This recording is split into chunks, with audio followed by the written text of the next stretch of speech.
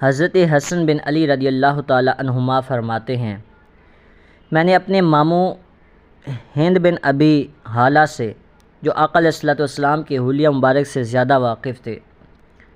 آپ کے حلیہ مبارک کے بارے میں سوال کیا اور میری خواہش تھی کہ وہ رسول اکرم صلی اللہ علیہ وسلم کے اوصاف مبارکہ مجھ سے بیان کریں تاکہ میں انہیں یاد رکھ سکوں۔ تو انہوں نے ہند بن ابی حالہ سے فرمایا کہ آقا علیہ الصلوۃ والسلام ذی شان اور معزز تھے، آپ کا چہرہ انور 14ویں رات کے چاند کی طرح چمکتا تھا، آپ میانہ قد آدمی، قدرے لمبے اور زیادہ دراز قد سے قدرے پست تھے، آپ کا سر مبارک بڑا تھا اور منہ مبارک قدرے بل کھائے ہوئے، اگر سر کی مانگ خود بخود نکل جاتی تو رہنے دیتے ورنہ نہیں، جب آپ بالوں کو بڑھاتے تو کانوں کی لو سے تجاوز کر جاتے، آپ چمکدار رنگ والے اور کشادہ پیشانی والے تھے، اور ابرو مبارک خمدار، باریک، گھنے اور جدا جدا تھے، ابروؤں کے درمیان ایک رگ تھی جو غصے کے وقت سرخ ہو جاتی، آپ کی بینی مبارک بلند مائل نہایت خوبصورت روشن تھی، غور سے نہ دیکھنے والا آپ کو بلند بینی خیال کرتا، آپ کی دڑ مبارک گھنی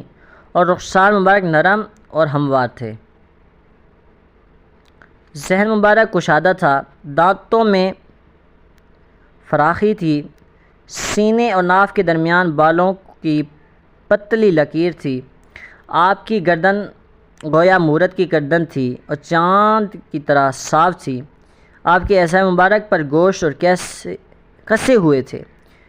شکم مبارک اور سینہ برابر تھا، سینہ مبارک کشادہ اور دونوں کندھوں کے درمیان فاصلہ تھا، آپ مضبوط جوڑوں والے تھے،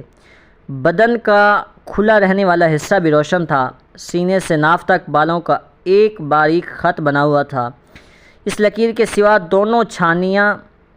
اور پیٹ بالوں سے خالی تھے، البتہ دونوں کلائیوں، کندھوں اور سینوں کے بالائی حصے پر قدرے بال تھے، کلائیاں دراز ہتھیلی فراخ تھیں، ہتھیلیاں اور قدم پر گوشت تھے، اور ہاتھوں اور پاؤں کی انگلیاں مناسب طور پر لمبی تھیں، پاؤں کے تلوے قدرے گہرے تھے، قدم ہموار اور ان پر پانی نہیں ٹھہرتا تھا، جب آپ چلتے تو قوت سے چلتے چلتے جھک کر پاؤں اٹھاتے اور دبے پاؤں کشادہ قدم چلتے، جب چلتے تو یوں معلوم ہوتا گویا بلندی سے اتر رہے ہیں، جب کسی کی طرف دیکھتے پوری طرح متوجہ ہو کر دیکھتے، آپ نیچی نگاہ والے تھے اور آسمان کے بجائے